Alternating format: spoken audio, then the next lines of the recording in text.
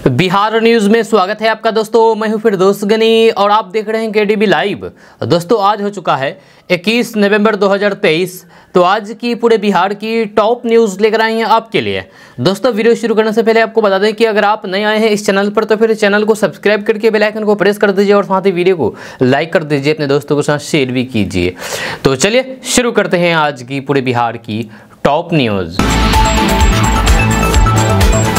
दोस्तों आज बिहार न्यूज की शुरुआत टॉप हेडलाइन के साथ करते हैं। तो बात करते हैं कि 1 जनवरी से बंद हो जाएगी गूगल पे, पेटीएम और फोन पे की यूपीआई आईडी। यह है कारण। युवाओं के लिए नौकरी पाने का मौका, बिहार में इस तारीख को लग रहा है रोजगार मेला। बिहार में बढ़ने लगी ठंड, पटना समेत कई शहरों की फिर बिगड़ी हवा, 250 के पार एक्यूआई। बिहार के मुख्यमंत्री नीतीश कुमार की बड़ी बहन बोली, छठी मैया ने सीएम बनाया, अब भाई को पीएम बनाएंगी। नीतीश कुमार मानसिक आरोग्यशाला में कराए अपना दिमाग का इलाज, बोले अश्विनी चौबे, भारत सरकार उठाएगी खर्च। पूर्णिया में डॉक्टर राजेश पासवान पर हमले से आईएमए नाराज, कल हड़ताल की घोषणा। नियोजित शिक्षकों की कम नहीं हो रही है परेशानी, अगर नहीं किया ये काम तो फिर होंगे सस्पेंड। खेती की मशीनों पर 1 लाख रुपए तक की सब्सिडी, यहां करे आवेदन किसान। कैसे करे आवेदन, कहां करे, आगे आपको बताएंगे विस्तार से। बिहार में एक ऐसा मुखिया जो मुखिया पद को छोड़ करके बने टीचर। बेगूसराय के टुनटुन पासवान बोले, शुरू से ही शिक्षा के प्रति रहा लगाव, इसलिए छोड़ दी मुखिया पद, बन गए हैं टीचर। पीएम मोदी ने फिर साधा सीएम नीतीश कुमार पर निशाना, मांझी के मामले को लेकर के कांग्रेस को भी घेरा। घोटाला या कुछ और, 13 जिलों में बालू से सरकार की कमाई घटी, अधिकारियों को कड़ी चेतावनी। बिहार में ईसाई मिशनरी भी चला रहे हैं लव जिहाद, टारगेट पर हिंदू लड़कियां, रिपोर्ट में दावा, कई जगहों पर 60% आबादी कन्वर्ट। बिहार के लोगों की बड़ी आमदनी, सकल घरेलू उत्पाद मामले में 10वें नंबर पर पहुंचा बिहार। सीबीएसई बिहार और अन्य बोर्ड के 10वीं 12वीं के एग्जाम टाइम टेबल का लेटेस्ट अपडेट आ गया है सामने। पटना सिटी में गंगा घाट पर मिट्टी धंसने से छठ व्रती सहित कई दबे, मची अफरा-तफरी। 32 साल से सत्ता पर काबिज लालू यादव और नीतीश कुमार ने वंचितों के साथ किया हकमारी, प्रशांत किशोर ने लगा। 32 साल से सत्ता पर काबिज लालू यादव और नीतीश कुमार ने वंचितों के साथ किया हकमारी, प्रशांत किशोर ने कसा तंज। दोस्तों बात करेंगे विस्तार से। तो बात करते हैं कि आप भी गूगल पे, पेटीएम या फिर फोन पे पर यूपीआई का इस्तेमाल करते हैं तो फिर ये खबर आपके बड़े ही काम की है। दरअसल कई यूजर्स की यूपीआई आईडी को 31 दिसंबर से बंद करने का आदेश एनपीसीआई ने दे दिया है। एनपीसीआई ने गूगल पे, पेटीएम और फोन पे को एक सर्कुलर जारी करते हुए कहा कि जो यूपीआई आईडी 1 साल से एक्टिव नहीं है, यानी कि जिन यूजर्स ने 1 साल से अपनी किसी भी यूपीआई आईडी से लेन देन नहीं किया है तो उसे 31 दिसंबर 2023 के बाद बंद कर दिया जाएगा। अब आप सोच रहे होंगे कि आखिर ये एनपीसीआई क्या है, तो आपको बता दूं कि एनपीसीआई एक नॉन प्रॉफिट ऑर्गेनाइजेशन है जो भारत का रिटेल पेमेंट और सेटलमेंट सिस्टम है, यानी कि फोन पे, गूगल पे और पेटीएम जैसे ऐप्स इसी की गाइडलाइंस में काम करते हैं। साथ ही किसी तरह के विवाद की स्थिति में भी एनपीसीआई अपनी मध्यस्थता निभाता है। एनपीसीआई के सर्कुलर की माने तो 1 साल से इस्तेमाल ना की जाने वाली यूपीआई आईडी को बंद करने की वजह यूजर सिक्योरिटी है। आजकल ऑनलाइन फ्रॉड जैसे बहुत मामले सामने आ रहे हैं जहां ऑनलाइन यूपीआई आईडी से भी स्कैम हो रहे हैं। ऐसे में ऑनलाइन यूपीआई से होने वाले स्कैम पर रोक लगाने के लिए एनपीसीआई ने ये आदेश दिया है। कई बार यूजर्स बिना अपने पुराने नंबर को डिलीट करके कई आईडी बना लेता है जो फ्रॉड की वजह से बनती है। ऐसे में एनपीसीआई की तरफ से पुरानी आईडी को बंद करने का निर्देश दिया गया है। दोस्तों बात करते हैं कि बिहार में रहने वाले लोग अपने दादा परदादा की जमीन का केवल ऑनलाइन के द्वारा निकाल सकते हैं। ताज़ा रिपोर्ट्स के मुताबिक बिहार में जमीन के दस्तावेजों को ऑनलाइन पोर्टल पर उपलब्ध कराया जा रहा है, जिसमें जमीन का केवला भी शामिल है। खबर के अनुसार जमीन का केवला निकालने के लिए अब आपको सरकारी कार्यालय के चक्कर लगाने नहीं पड़ेंगे। अब आप बिहार राजस्व एवं भूमि सुधार विभाग की वेबसाइट पोर्टल पर जाकर के जमीन का केवला आसानी के साथ डाउनलोड कर सकते हैं। आपको बता दूं कि इसके लिए आपको एक वेबसाइट पर जाना होगा और ये वेबसाइट है www.bhumijankari.bihar.gov.in। इस वेबसाइट पर आप जाएं, यहाँ पर जाकर के आप आसानी से ये काम कर सकते हैं, बड़ी ही आसानी के साथ। दोस्तों बात करते हैं कि बिहार में नौकरी की तलाश कर रहे युवाओं के लिए बहुत अच्छी खबर है। बेगूसराय में जिला नियोजन कार्यालय की ओर से 22 नवंबर को रोजगार मेले का आयोजन किया जाएगा, यानी कि कल, जिसमें योग्य बेरोजगार युवाओं को एक निजी कंपनी के माध्यम से राज्य के भीतर नौकरी दी जाएगी, यानी कि बिहार में ही नौकरी मिलेगी। जी हाँ, प्राइवेट नौकरी। इस रोजगार मेला का आयोजन श्रम संसाधन विभाग और फिर जिला रोजगार कार्यालय की देखरेख में किया जाएगा। वहीं रोजगार मेले में हिस्सा लेने वाले युवाओं को करियर गाइडेंस भी दिया जाएगा। तो ऐसे में अगर आप बेरोजगार हैं और नौकरी की तलाश कर रहे हैं तो आप 22 नवंबर को बेगूसराय जा सकते हैं और वहाँ जाकर के अपना रोजगार पा सकते हैं। बिहार के अंदर ही आपको नौकरी मिलेगी, प्राइवेट जॉब मिलेगी कंपनी के द्वारा। दोस्तों प्रशांत किशोर ने कहा है कि 32 साल से सत्ता पर काबिज लालू प्रसाद यादव और नीतीश कुमार ने वंचितों के साथ हकमारी की है। प्रशांत किशोर ने आगे कहा है कि सर्वेक्षण बता रहा है कि 80% बिहार के लोग दिन भर में 100 रुपये भी नहीं कमाते हैं। यह 32 सालों के लालू नीतीश राज का असर है, या उसी का ये परिणाम है। जहां तक सामाजिक भागीदारी की बात है तो फिर लोग कह रहे हैं कि समाज में एक बहुत बड़ा वर्ग है जिसको भागीदारी नहीं मिली और जिसे वंचित रखा गया, उसके नाम पर हल्ला मचा रहे हैं। लेकिन कोई ये पूछने वाला नहीं है कि 32 सालों से सत्ता में बैठे लोग कौन लोग हैं। अगर किसी ने हकमारी की है तो लालू यादव और नीतीश कुमार ने ही हकमारी की है बिहार की। बिहार में अगर वंचित समाज के, अति पिछड़ा समाज के, दलितों को, मुसलमानों को अगर जगह नहीं मिली तो ये जगह लालू और नीतीश कुमार ने ही नहीं दिया है।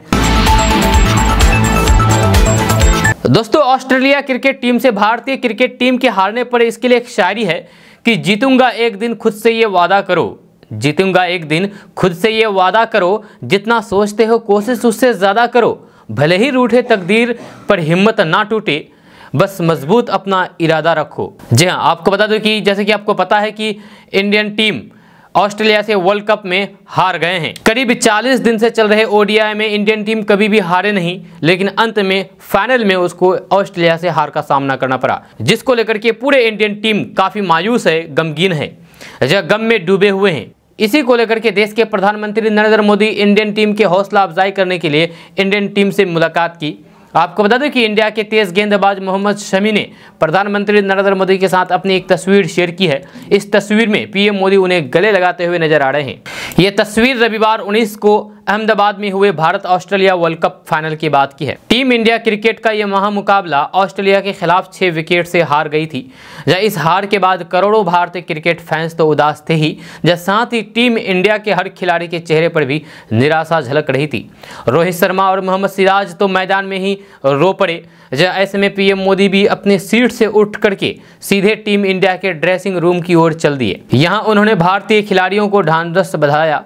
इस दौरान उन्होंने मोहम्मद शमी को गले भी लगाया। मोहम्मद शमी ने यही तस्वीर अपने सोशल मीडिया अकाउंट से शेयर की है। शमी ने लिखा कि बदकिस्मती से कल हमारा दिन नहीं था। इस पूरे टूर्नामेंट के दौरान हमारी टीम और मेरा समर्थन करने के लिए मैं सभी भारतीयों को धन्यवाद देना चाहता हूं। जब पीएम मोदी को ड्रेसिंग रूम में आकर के हमारी हौसला अफजाई करने के लिए हम सभी शुक्रगुजार हैं।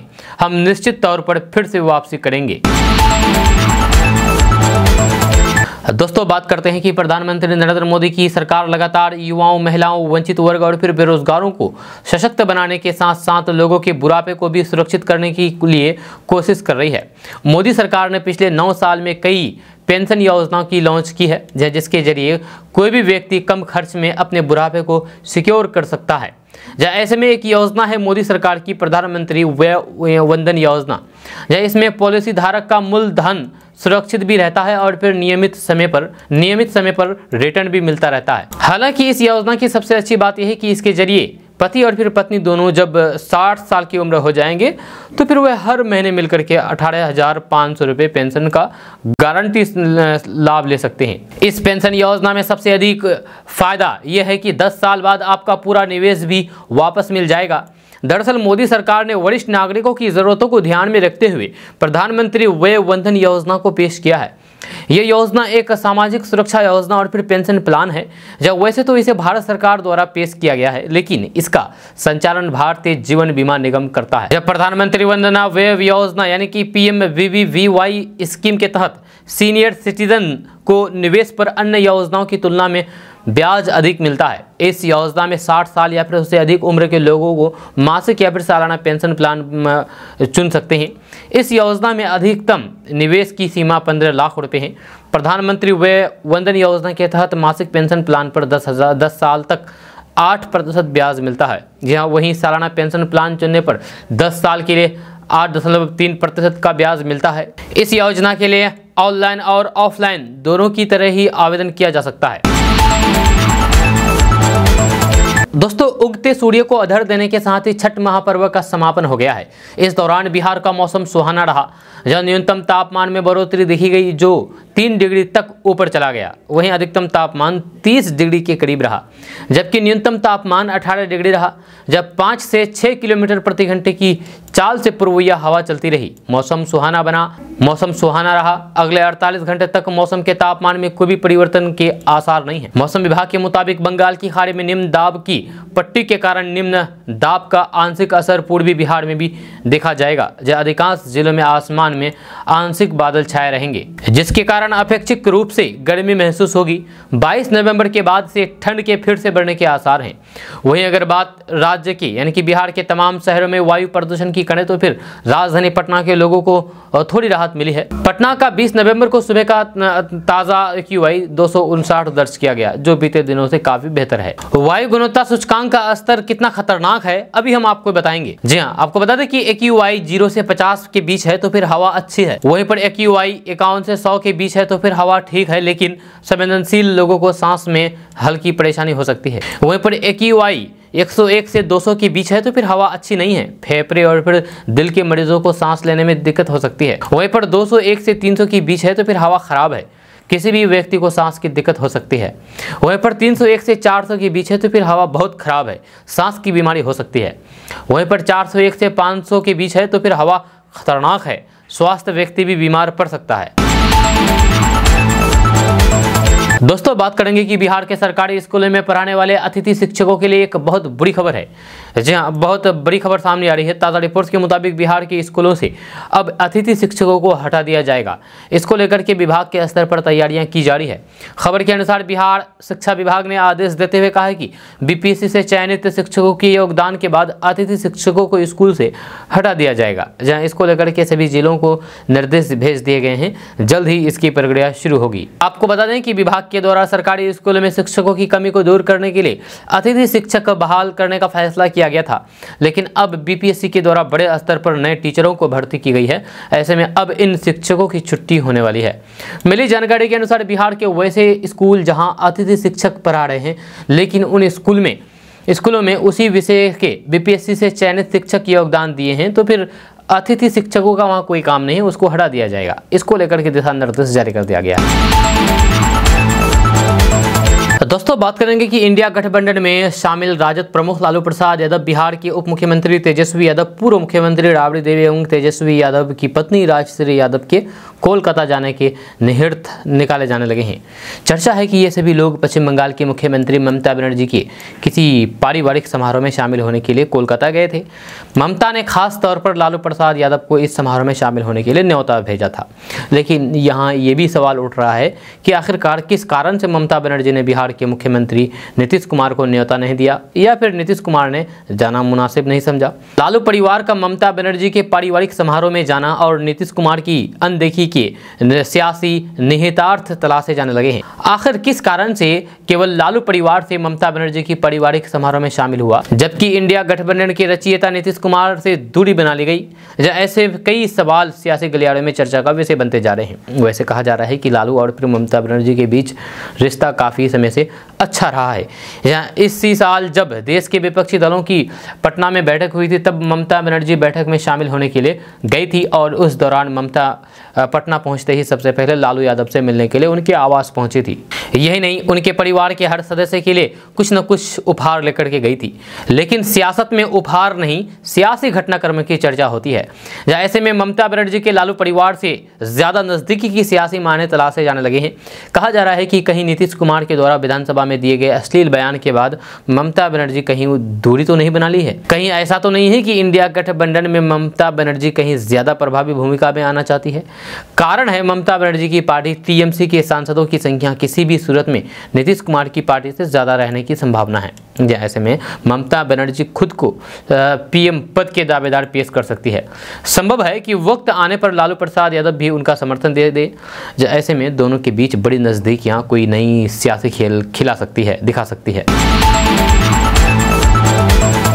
तो दोस्तों बात करेंगे कि छठ महापर्व पूरे बिहार में हर्षोल्लास के साथ मनाया गया। इस मौके पर सीएम नीतीश कुमार ने भी अपने परिवार वालों के साथ छठ पूजा की। इससे पहले उनकी बड़ी बहन उषा देवी ने मीडिया से बातचीत के दौरान कहा है कि हम लोगों ने मन्नत मांगी थी कि भाई मुख्यमंत्री बन जाए। छठी मैया ने हमारी कामना पूरी कर दी। इस बार छठी मैया से भाई के पीएम बनने की कामना की है। नीतीश कुमार बहुत बढ़िया काम कर रहे हैं। उषा देवी यानी कि नीतीश कुमार की जो बहन है उषा देवी, उन्होंने कहा है कि नीतीश कुमार कहीं भी रहे लेकिन छठ की पूजा में ज़रूर शामिल होते हैं। घर पर प्रसाद लेने आते थे। तभी हम लोगों ने दुआ मांगी थी कि अगर भाई मुख्यमंत्री बन जाएंगे तो फिर हम छठ करवाएंगे। अब पीएम बनने की मन्नत मांगी है। उन्होंने कहा है कि नीतीश कहीं भी रहते थे लेकिन छठ पर घर जरूर आते थे, फिर चाहे पढ़ाई कर रहे हो या फिर हॉस्टल में रहे हो। सूर्य को अर्घ्य देने के बाद नीतीश गंगा घाट पर भी जाते थे। जब मीडिया से बातचीत करने के दौरान उन्होंने कहा कि नीतीश कुमार के सीएम बनने के बाद से सीएम हाउस में छठ पूजा होती आई है, जहां हमने मन्नत मांगी थी कि अगर वे सीएम बने तो मुख्यमंत्री आवास में छठ महापर्व मनाया जाएगा। दोस्तों बात करते हैं कि विश्व कप में इंडिया की हार से करोड़ों क्रिकेट प्रेमियों का दिल टूट गया है। गम इतना है कि खाना पीना छोड़ करके मातम मना रहे हैं। वहीं कुछ लोग हार की वजहों पर मंथन कर रहे हैं कि आखिर वजह क्या थी, कमी कहां रह गई जिसकी वजह से हारे हैं। इंडिया के हारने पर जहां लोग हारने की वजह पर मंथन कर रहे हैं, वहीं बिहार में इंडिया की हार पर नेताओं ने सियासी रोटी सेकनी शुरू कर दी है। इसी क्रम में बिहार सरकार के मंत्री सुरेंद्र राम ने हार के लिए पीएम मोदी को ही जिम्मेदार ठहरा दिया है। वहीं जितेंद्र राय ने भी भाजपा पर ही निशाना साधा है। आपको बता दें कि नरेंद्र मोदी स्टेडियम में इंडिया और फिर ऑस्ट्रेलिया के बीच क्रिकेट विश्व कप का फाइनल मुकाबला देखने को खेला गया था, जब प्रधानमंत्री नरेंद्र मोदी भी क्रिकेट का दंगल देखने के लिए पहुंचे थे। टीम इंडिया की हार को अब सियासी चश्मे से देखा जा रहा है। इसी बीच बिहार सरकार में मंत्री सुरेंद्र राम ने कहा है कि पीएम मोदी का शहर और उनके वहां पर होना अशुभ है। जब विश्व विजेता बनने वाली टीम पीएम मोदी के पहुंचते ही हार गई। वहीं जितेंद्र राय ने यानी कि जो कला संस्कृति युवा के खेल मंत्री हैं बिहार सरकार के, उन्होंने भी भाजपा पर तंज कसा है। उन्होंने कहा कि अगला फाइनल मैच भी पीएम मोदी जी हराएंगे। पीएम मोदी के फाइनल मैच देखने पहुंचने पर भी सियासी पारा चढ़ गया है। जब संजय राउत ने मैच से पहले ही कहा था कि पीएम और फिर अमित शाह की स्टेडियम में मौजूद रहेंगे। जब पीएम मोदी के सत्ता में आने के बाद से हर काम को ही पॉलिटिक्स इवेंट बनाया जा रहा है। क्रिकेट से सियासत करने की कोई भी जरूरत नहीं है। जब पीएम मोदी और अमित शाह के मैच देखने पर तंज भरे लहजे में कहा है कि ऐसा लग रहा है कि पीएम मोदी बॉलिंग करेंगे और फिर अमित शाह बल्लेबाजी करेंगे, जहां इनके अलावा भाजपा नेता फील्डिंग करेंगे।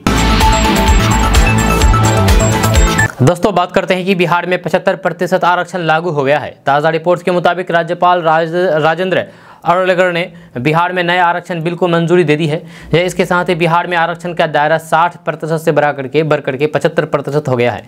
खबर के अनुसार राज्यपाल के हस्ताक्षर के बाद बिहार में SC, ST, EBC और OBC के लिए आरक्षण का दायरा अब बढ़ गया है। अब इस वर्ग के लोगों को पहले से ज़्यादा आरक्षण मिलेगा।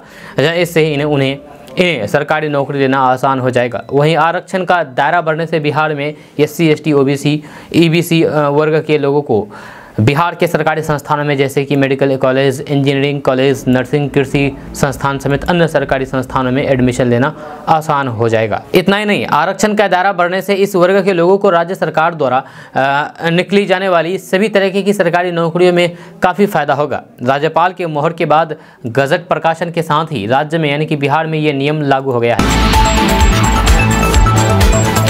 दोस्तों बात करते हैं कि जनसंख्या नियंत्रण को लेकर के नीतीश कुमार के दिए गए ज्ञान पर बीजेपी का हमला जारी है। केंद्रीय मंत्री अश्विनी चौबे ने मुख्यमंत्री नीतीश कुमार को अपने दिमाग का इलाज कराने की सलाह दे दी है। साथ ही साथ कहा कि राजनीति से संन्यास लेकर के अब उन्हें भगवान राम के भजन कीर्तन में लग जाना चाहिए ताकि पाप धुल सके। भाजपा नेता अश्विनी चौबे ने मुख्यमंत्री नीतीश कुमार पर तंज कसते हुए कहा है कि उन्हें राजनीतिक संन्यास लेकर के मानसिक आरोग्यशाला में इलाज कराना चाहिए। भारत सरकार और बिहार सरकार इलाज का पूरा खर्च वहन करेगी।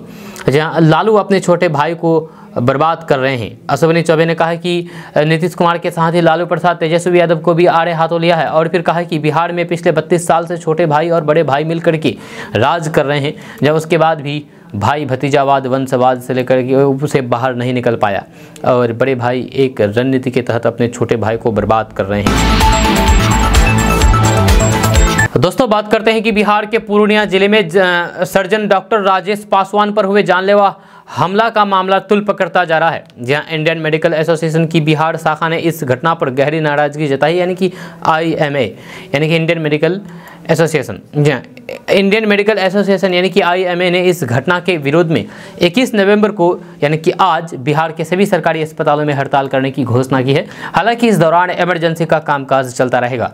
इंडियन मेडिकल एसोसिएशन के एक्शन कमेटी के अध्यक्ष डॉक्टर अजय कुमार ने बताया है कि इस पूरे घटनाक्रमों को लेकर के 22 नवंबर को पटना के संगठन की आपात बैठक बुलाई गई। जहाँ इस बैठक में आगे की रणनीति पर विचार किया जाएगा। जहाँ इंडियन मेडिकल एसोसिएशन ने इस घटना को लेकर के एक वीडियो भी जारी किया है, जिसमें सर्जन डॉक्टर राजेश पासवान की हालत गंभीर दिख रही है। फिलहाल राजेश पासवान को पटना रेफर कर दिया गया है। जहाँ इंडियन मेडिकल एसोसिएशन से जुड़े हुए सदस्यों की माने तो सर्जन राजेश कुमार को मरीज के परिवार वालों द्वारा पुलिस की उपस्थिति में मानसिक और फिर शारीरिक पीड़ा पहुंचाई गई है। जब पुलिस की अभिरक्षा में डॉक्टर की पिटाई होती रही और फिर यह सिलसिला 4 घंटे तक चलता रहा। दोस्तों बात करते हैं कि बिहार में सैकड़ों नियोजित शिक्षक शिक्षा विभाग के निर्देश को फॉलो नहीं कर रहे हैं। यही वजह है कि शिक्षकों की सैलरी तो रुकी है, अब सस्पेंड भी हो सकते हैं। जहां मिली जानकारी के मुताबिक बेतिया के 1695 शिक्षकों की सैलरी पर रोक लगा दी गई है, जहां वहीं सस्पेंशन की भी तलवार लटक रही है। जहां सैकड़ों शिक्षकों के दस्तावेज बहाली फोल्डर मिसिंग है। इस पूरे मामले की जांच हाईकोर्ट के आदेश पर निगरानी विभाग कर रही है। वहीं सैकड़ों शिक्षकों ने शिक्षा विभाग के निर्देश के बाद भी ई शिक्षा कोर्स पर अपने दस्तावेज नहीं किया है। आपको बता दें कि बेतिया के 1695 शिक्षकों की सैलरी पर रोक लगा दी गई है, क्योंकि उन्होंने पोर्टल पर अपना डिटेल्स अपलोड नहीं किया है। मिली जानकारी के मुताबिक बेतिया में 13,570 शिक्षक हैं, जहां इनमें से 11,884 शिक्षकों ने अपना डिटेल्स पोर्टल पर अपलोड कर दिया है। वहीं जिन्होंने अपलोड नहीं किया है उस पर कार्रवाई हुई है। दोस्तों लोग राजनीति में आने के लिए क्या क्या नहीं करते हैं। जहां अपने पारंपरिक व्यवसाय छोड़ दे रहे हैं, अपनी जॉब छोड़ दे रहे हैं और राजनीति में आकर के राजनीति करते हैं। मुखिया मेंबर बनने के लिए मारामारी हो रही है। जब भी इलेक्शन आते हैं मुखिया या फिर मेंबर का, तो फिर लोग करोड़ों रुपए खर्च करके मुखिया चुनाव लड़ते हैं। जहाँ हालांकि उसमें से अगर मान के चले 10 आदमी चुनाव लड़ते हैं एक पंचायत में, तो एक ही व्यक्ति उसमें से मुखिया बनते हैं और 9 मुखिया हार जाते हैं। उसमें से करोड़ों रुपए बर्बाद हो जाती है। लेकिन बिहार के एक ऐसे मुखिया है जो शिक्षक बनने के लिए मुखिया पद छोड़ दिया। जी हाँ, मुखिया पद छोड़ दिया। आपको बता दें कि बिहार के बेगूसराय के बछवाड़ा प्रखंड के कादराबाद पंचायत के मुखिया टुनटुन पासवान मुखिया पद को छोड़ करके शिक्षक पद संभाल लिया है। वे बीते 7 सालों से कादराबाद पंचायत में मुखिया पद को संभाल रहे थे। वर्तमान में वे बखरी के उच्चतर मध्य विद्यालय घाघरा में कॉमर्स शिक्षक के पद पर योगदान दे रहे हैं। इस साल बीपीएससी द्वारा आयोजित शिक्षक भर्ती परीक्षा में उन्होंने 46 अंक हासिल करके पास हुए हैं। मुखिया ने बताया है कि उनकी प्रारंभ से ही यानी कि शुरू से ही सरकारी शिक्षक बनकर के शिक्षा से जुड़े रहने की चाहत थी। साल 2016 में गांव के लोगों ने उन्हें मुखिया पद पर चुनाव लड़ने को प्रोत्साहित किया। नतीजतन वे चुनाव मैदान में उतरे थे। उन्होंने बताया है कि मुखिया पद पर उनकी बड़ी जीत हुई थी। जहाँ इसके बाद 26 साल की आयु में वे मुखिया चुने गए। लगातार 2 टर्म तक मुखिया चुने जाने के बाद जब बीपीएससी द्वारा शिक्षक की भर्ती आई तो फिर उन्होंने मुखिया पद को छोड़ दिया और शिक्षक पद को चुन लिया। टुनटुन पासवान की प्रारंभिक शिक्षा गांव के ही सरकारी विद्यालय में हुई थी। साल 2007 में हाई स्कूल नारायणपुर से मैट्रिक परीक्षा पास की थी। पिता किसान हैं, वहीं छोटा भाई CIFS में कांस्टेबल पद पर कार्यरत हैं। अब तक मुखिया पद पर रहते हुए परिवार के भरण पोषण के लिए वे अपने गाँव में ही रेडीमेड कपड़े की दुकान चला रहे थे। दोस्तों बात करेंगे कि प्रधानमंत्री नरेंद्र मोदी ने सोमवार को बिहार के मुख्यमंत्री नीतीश कुमार पर एक बार फिर से निशाना साधा है। उन्होंने दलित समाज को अपमानित करने का आरोप लगाया है।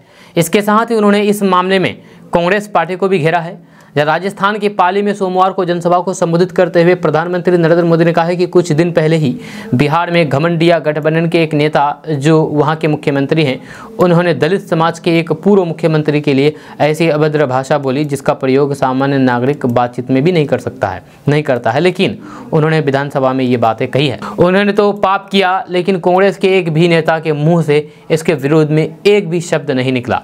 जब से महिलाओं को आरक्षण देने का वाला कानून नारी शक्ति वंदन अधिनियम पारित हुआ है, तब से इन्होंने महिलाओं के विरुद्ध अभियान छेड़ दिया है। घमंडिया गठबंधन के नेताओं ने बहुत ही आपत्तिजनक टिप्पणियां हमारी माताओं बहनों के लिए की है। साथ ही प्रधानमंत्री नरेंद्र मोदी ने कहा है कि बिहार के मुख्यमंत्री ने तो विधानसभा में महिलाओं के प्रति घोर अपमानजनक शब्दों का प्रयोग किया है, लेकिन कांग्रेस के किसी भी नेता ने इस पर कुछ भी नहीं बोला है। यही कांग्रेस का असली चेहरा है जिसे राजस्थान के लोग पहचान गए हैं। आपको बता दें कि बिहार में विधानसभा के शीतकालीन सत्र के दौरान मुख्यमंत्री नीतीश कुमार ने सदन में पूर्व मुख्यमंत्री जीतन राम मांझी को फटकार लगाई थी। इसको लेकर के बवाल मचा हुआ है। दोस्तों बात करेंगे कि छठ के मौके पर रेलवे ने अगले 7 दिनों के लिए सुपौल सहरसा पटना के बीच मेमू पैसेंजर ट्रेन चलाने का फैसला किया है। इसको लेकर के रेलवे के द्वारा दिशा निर्देश जारी कर दिया गया है। यात्रीगण टिकट लेकर के इस ट्रेन से सफर कर सकते हैं। खबर के अनुसार त्योहारों के इस सीजन में कई special train Saharsa Patna Supaul junction से परिचालन किया जा रहा है। रेलवे ने लोकल कनेक्टिविटी के लिए इस रूट्स पर मेमू स्पेशल ट्रेन चलाने का भी फैसला किया है। ये ट्रेन सभी स्टेशनों पर रुकते हुए संचालित की जाएगी। आपको बता दें कि मुख्यालय की बैठक में इस रूट्स पर मेमू ट्रेन चलाने का प्रस्ताव रखा गया था, जिस प्रस्ताव पर मंजूरी मिल गई है। अगले 7 दिनों के लिए इस रूट्स पर मेमू पैसेंजर ट्रेन चलाई जाएगी। दोस्तों बात करेंगे कि बिहार में महिलाओं को समाज में उचित स्थान दिलाने के लिए सरकार के द्वारा कई तरह की योजनाएं चलाई जा रही है। वहीं बिहार में महिलाओं के नाम पर घर जमीन खरीदने पर सरकार के द्वारा कई तरह के लाभ दिए जा रहे हैं, ताकि महिलाओं की स्थिति समाज में बेहतर हो सके। आपको बता दें कि पत्नी के नाम पर अगर आप कुछ खरीदते हैं, कुछ जमीन खरीदते हैं, तो फिर आपको 7 फायदे होने वाले हैं। अगर आप कहीं भी अगर जमीन खरीदते हैं तो आप अपने नाम से नहीं बल्कि पत्नी के नाम से करते हैं, तो आपको 7 फायदे होने वाले हैं। अब आप सोच रहे होंगे कि कौन कौन से फायदे होने वाले हैं, तो हम आपको भी बता रहे हैं। तो सबसे पहले बात करते हैं कि पत्नी के नाम पर संपत्ति खरीदने पर टैक्स में भी छूट मिलेगी। दूसरे नंबर पर महिला के नाम पर जमीन लेने से होम लोन में भी छूट मिलती है। तीसरे नंबर पर घर का मालिकाना हक महिला को देने से आर्थिक और पारिवारिक संतुलन भी बढ़ता है। चौथे नंबर पर अगर महिला के नाम जमीन की खरीद होती है तो फिर स्टाम्प ड्यूटी में 2% की छूट मिलती है। 5वें नंबर पर महिला के नाम जमीन लेने पर registry tax, stamp duty, loan प्रक्रिया इत्यादि में छूट मिलती है। 6ठे नंबर पर वही कोई भी कपल अगर ज्वाइंट रजिस्टर्ड कराते हैं तो भी उन्हें स्टाम्प ड्यूटी में 1% की छूट मिलती है। 7वें और अंतिम नंबर पर आपको बता दें कि जमीन, फ्लैट, मकान आदि की रजिस्ट्री यदि सिर्फ महिला के नाम पर होती है तो फिर पंजीयन फीस में 2% की छूट मिलेगी। जी हाँ, ऐसे में अगर आप कभी भी संपत्ति लेने की सोच रहे हैं तो आप महिला के नाम से ही संपत्ति लें। ऐसे में आपको भारी छूट मिलती है। दोस्तों बात करते हैं कि सरकार का भी सबसे ज़्यादा ध्यान बालू से प्राप्त होने वाले राजस्व पर है, लेकिन पटना जिले सरकार की आशा के अनुरूप प्रदर्शन नहीं कर पा रहे हैं। आलम यह है कि हाल ही में हुई समीक्षा बैठक में ये बात सामने आई है कि बालू से राजस्व संग्रह में 13 जिलों ने काफ़ी खराब प्रदर्शन किया है। 2 जिले ऐसे हैं जिन्होंने 60% ज़्यादा संग्रह किया, तो फिर 4 जिले ऐसे भी रहे हैं जिनका संग्रह शून्य ही रहा है। खान एवं भूतत्व विभाग के निदेशक ने अक्टूबर महीने तक राजस्व संग्रह की जानकारी प्राप्त करने के लिए सभी खनन विभाग जिलों के पदाधिकारियों के साथ बैठक बुलाई थी। समीक्षा के दौरान ये बात सामने आई है कि भागलपुर और अरवल जिले में ही मात्र ऐसे जिले हैं जिन्होंने 2023-24 के अक्टूबर महीने तक लक्ष्य के विरुद्ध क्रमशः 62.19% और 58.85% राजस्व संग्रह किया है। आपको बता दूं कि बाकी जिलों का प्रदर्शन काफी खराब रहा है। जानकारी के अनुसार समीक्षा में ये बात सामने आई है कि पटना के साथ साथ भोजपुर, रोहतास, गया, औरंगाबाद, नवादा, शेखपुरा, लखीसराय, जमुई, बेतिया, किशनगंज, बांका और सारण जिलों ने निर्धारित लक्ष्य के विरुद्ध 25% से भी कम वसूली की है। नालंदा, कैमूर और फिर मधुबनी और मुजफ्फरपुर जिले ऐसे हैं जिन्होंने राजस्व संग्रह का खाता तक नहीं खोला है। जिलों के परिणाम सामने आने के बाद खान एवं भूतत्व निदेशक नैयर इकबाल ने राजस्व राजस्व संग्रह में खराब प्रदर्शन करने वाले जिलों के खनिज विकास पदाधिकारियों को निर्देश दिया है कि वे महीने भर के अंदर राजस्व संग्रह की स्थिति में सुधार लाएं और फिर निर्धारित लक्ष्य प्राप्त करने की कोशिश करें। दोस्तों बात करेंगे कि वर्ल्ड कप जीतने के बाद ऑस्ट्रेलिया के कप्तान मिशेल मार्श की एक तस्वीर सोशल मीडिया पर वायरल हो रही है, जिसमें उन्होंने ट्रॉफी के ऊपर पैर रखा हुआ है। जब तस्वीर सामने आते ही लोगों ने उन्हें बुरी तरीके से ट्रोल करना शुरू कर दिया। जी हाँ, यूजर्स मिशेल से काफ़ी नाराज नजर आ रहे हैं। इस बीच लोग कपिल देव की फोटो भी शेयर कर रहे हैं, जिसमें दिग्गज क्रिकेटर ने अपने सिर पर वर्ल्ड कप की ट्रॉफी पकड़ी हुई है। अब लोगों का कहना है कि अगर यही इंडिया होता तो फिर ट्रॉफी की इज्जत करता। जब लोगों का कहना है कि हमारा वो देश है जहां कन कन को पूजा जाता है, अगर गलती से किसी को हमारा पैर लग जाता है तो फिर वो माफ़ी मांगते हैं, उसे आदरपूर्वक छू करके माथे से लगाते हैं। यहाँ ना करने में फ़र्क है और ना कथनी में, यहाँ तो ग्रंथों में भी यही लिखा है। एक ट्विटर यूज़र ने लिखा है कि ऐसा नहीं करना चाहिए था आपको Mitchell Marsh. Cricket world cup trophy की ये तौहीन माफ़ी काबिल नहीं है। हमारे देश में क्रिकेट की पूजा की जाती है, खिलाड़ियों को भगवान का दर्जा दिया है हमने। यूज़र ने ट्विटर यानी कि जो अभी एक्स बन गया है उस पर कपिल देव की भी तस्वीर शेयर की है और उनकी तुलना ऑस्ट्रेलिया के कप्तान से की है। जब कई लोगों ने इस ट्वीट पर रिएक्शन देते हुए कहा है कि इस तरह से विरोधी की को नीचे दिखा रहे हैं, इसी को सामंतवाद कहते हैं। लोगों ने कमेंट सेक्शन में इस ट्वीट पर प्रतिक्रिया देते हुए इसे गलत बताया है। एक यूज़र ने कहा है कि इस तरह से ये संस्कृति और फिर सभ्यता को थोपना क्या सही है, या इस तरह के रिएक्शन एकदम गलत है और फिर कोई भी इसे स्वीकार नहीं करना चाहेगा। दोस्तों बात करते हैं कि बिहार में हिंदू परिवार के बहन बेटियों को प्यार के जाल में फंसा करके उनसे शादी करके ईसाई मजहब अपनाने के लिए मजबूर किया जा रहा है। बिहार में ईसाई हिंदू बहन बेटियों को कन्वर्ट करके ईसाई बनाने के लिए एक दो नहीं बल्कि कई मामले सामने आए हैं। ऐसा ही एक शिकार सुनीता रही है, जो भाइयों और फिर बहन के परिवार में वो सबसे छोटी है, लेकिन 17 साल के होते होते पड़ोसी जॉन ने उसे अपने प्रेम जाल में फंसा लिया और ऐसा फंसा कि वे उससे उबर नहीं पाई। जब उनका इस तरह से ब्रेन वॉश किया गया है कि अपना घर छोड़ दिया और फिर जॉन के परिवार वालों ने 30 दिन बाद ही उन्हें ईसाई बना दिया। यही नहीं, मानिया नाम की एक हिंदू लड़की की भी यही कहानी है, जब ईसाई लड़के ने प्यार के जाल में फंसा करके शादी कर ली है, धर्म बदलवाया और फिर 2 बच्चे के होने के बाद उसे छोड़ करके चला गया। ये 2 नहीं बल्कि ये बिहार के सीमांचल के सैकड़ों लड़कियां ईसाई के इस नए चीज़ का शिकार हुई है। यह खुलासा दैनिक भास्कर के एक स्टिंग में हुआ है। यहाँ ये बात भी गौर करने लायक है कि बिहार के सीमांचल में 1999 से 2005 के बीच गांव में चर्च बढ़ते चले गए, जहाँ इसमें भी शहरों को छोड़ करके चर्च बनाने के लिए गाँवों को चुना गया। इसके पीछे भी तगड़ी साजिश है, क्योंकि अररिया, कटिहार, किशनगंज, पूर्णिया, भागलपुर, मधेपुरा और बेगूसराय जैसे जिले साक्षरता दर में पीछे हैं। यह साफ है कि यहाँ के लोगों का ब्रेन वॉश करना आसान है, जहाँ इस काम को चेन्नई से हैंडल किया जाता है। बिहार के अलग अलग जोन में स्कूल और फिर हेल्थ सेंटर में लगे लोग धीरे धीरे वहाँ के निवासियों को ईसाई बनाने की घुट्टी पिलाते हैं। जहाँ इसके बाद यहाँ ईसाइयों की तादाद बढ़ते ही आनंद फानन में चर्च भी बना दिया जाता है। मधेपुरा एक ऐसा जिला है जिसके कई गाँव में ईसाई आबादी 40 से 60% तक पहुँच गई है। यहाँ मुरलीगंज ब्लॉक का तिनकोनुआ गाँव इसका उदाहरण है। जब पटना से 260 किलोमीटर दूर 1400 घरों वाला ये गाँव शिक्षा के मामले में बेहद पिछड़ा है। इसकी आबादी 60,000 है, लेकिन यहाँ गिरजाघर यानी कि चर्चों की तादाद हैरानी में डालने वाली है। जी हाँ, कक्षा 8वीं तक का एक स्कूल मिशनरी का है, जहाँ हॉस्पिटल भी उनका ही है। जो यहाँ आर हेम्ब्रम और फिर उनकी वाइफ ललिता ईसाई मजहब का प्रचार करते हैं। यहाँ कई लड़कों ने हिंदू लड़कियों से प्यार किया और फिर शादी के लिए वे लड़कियाँ ईसाई बन गई। यहाँ उन्होंने ये भी बताया है कि वे हिंदू थी और फिर ईसाई और हेम्ब्रम से प्यार किया और फिर उनके धर्म अपना करके उनसे शादी कर ली। ललिता ने भी खुलासा किया है कि प्रार्थना सभा और फिर संगीत के जरिए वे लोगों को ईसाई धर्म अपनाने का प्रचार करते हैं। जहाँ ऐसा ही एक महिला झारखंड की सरिता भी है, वे भी अपने पति के साथ मिलकर के सहरसा में लोगों को ईसाई मजहब अपनाने के लिए प्रेरित करती थी। अब वो यही काम मधेपुरा में कर रही है। दोस्तों कहते हैं कि अगर कुछ करने का जुनून है तो फिर कोई मुश्किल रास्ता का रोड़ा नहीं बन सकती है, लेकिन इसके लिए ज़रूरी होती है खूब मेहनत और अपार धैर्य। आज जिस शख्सियत से आपको रूबरू करा रहे हैं, उन्होंने मेहनत और धैर्य से ही अपनी मंजिल हासिल की है। इसका नाम है IAS मनोज कुमार राय। जब बिहार के रहने वाले मनोज कुमार राय के पास कभी फीस भरने तक के पैसे नहीं थे, लेकिन उन्होंने अपनी मेहनत से वे हासिल किया है जिसके लिए हज़ारों लोग सिर्फ सपने देखते हैं।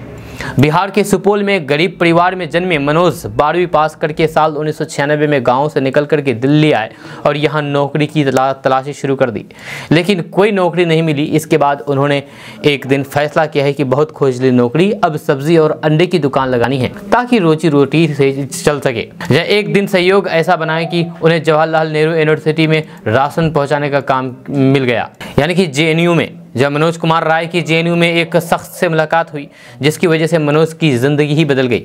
मनोज एक इंटरव्यू में बताते हैं कि यहाँ उनकी मुलाकात उदय से हुई, वो भी सुपौल के ही थे। जब दोनों लोगों में गहरी दोस्ती हो गई, उदय ने मनोज को पढ़ाई पूरी करने की सलाह दी। मनोज को भी लगा कि बात तो सही है, इसके बाद एक अच्छी नौकरी मिल सकती है। इस तरह मनोज ने दिल्ली यूनिवर्सिटी के एक इवनिंग कॉलेज से ग्रेजुएशन किया, जहां उदय आगे भी मनोज के गाइड की भूमिका निभाते रहे। उन्होंने मनोज को UPSC की तैयारी करने की भी सलाह दे दी। मनोज कुमार राय के एक अन्य दोस्त ने साल 2001 में उनकी मुलाकात पटना यूनिवर्सिटी के भूगोल विभाग के प्रोफेसर रास बिहारी प्रसाद से कराई, जहाँ उस समय प्रोफेसर रास बिहारी दिल्ली आए हुए थे। उनसे मिलने के बाद मनोज पटना चले गए और वहीं पर भूगोल को ऑप्शनल सब्जेक्ट के रूप में रख करके तैयारी शुरू कर दी। साल 2005 में उन्होंने पहली बार UPSC सिविल सेवा परीक्षा दी, इसमें वे असफल हुए तो फिर पटना छोड़ करके वो वापस दिल्ली आ गए। अपने एक इंटरव्यू में मनोज कुमार राय बताते हैं कि UPSC में अंग्रेजी और फिर एक रीजनल लैंग्वेज का पेपर क्लियर करना अनिवार्य है। यदि इसे कोई भी क्लियर नहीं कर पाता है तो फिर बाकी पेपर का मूल्यांकन ही नहीं किया जाता है। लैंग्वेज का पेपर क्वालिफाइंग होता है। मनोज पहले प्रयास में अंग्रेजी का पेपर पास नहीं कर पाए। मनोज कुमार UPSC में कुल 3 बार फेल होने के बाद उन्होंने अंग्रेजी पर अधिक फोकस किया, लेकिन फिर मेंस और इंटरव्यू क्लियर नहीं कर सके। मनोज कुमार राय ने साल 2010 में आखिरकार अपने चौथे प्रयास में UPSC क्लियर करने में सफल रहे। उन्होंने UPSC में 870 रैंक हासिल की। वे फिलहाल भारतीय आयुध निर्माण सेवा यानी कि IOFS अपनी सेवाएं दे रही है। दोस्तों आज का न्यूज़ बस यहाँ तक। कैसा लगा आपको नीचे कमेंट बॉक्स में कमेंट करके ज़रूर बताइएगा। अगर आप हमारे चैनल पर नए आए तो फिर इस चैनल को सब्सक्राइब करके बेल आइकन को प्रेस कर दीजिए और साथ ही वीडियो को लाइक कर दीजिए, अपने दोस्तों के साथ शेयर भी कीजिए। तो चलिए मिलते हैं फिर नेक्स्ट वीडियो के साथ, तब तक के लिए जय हिंद, जय बिहार।